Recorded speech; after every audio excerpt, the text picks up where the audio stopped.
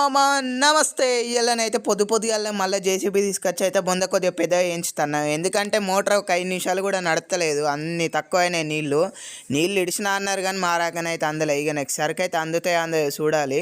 ఇక అప్పటిరాక మన పొలం పచ్చగా ఉండాలంటే ఈ తెప్పలు అయితే తప్పాయి.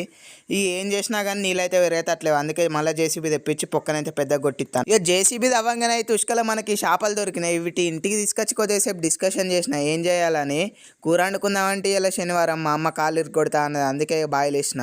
చిన్న నాపేసే వరకే పొదుగుకైంది. ఇక ఎప్పటి నుంచో ఆయిల్ చేంజ్ చేద్దాం అనుకున్నాం. ఇయ్యాలనైతే ముహూర్తం పెట్టినాం. ఇక షోరూమ్కే పట్టుకుపోదాం అనుకున్నాం కానీ ఎంత అయితే అని అడిగితే ఎంత అవుతుంది అన్న మీద కిడ్నీ యూర్ అన్నారు.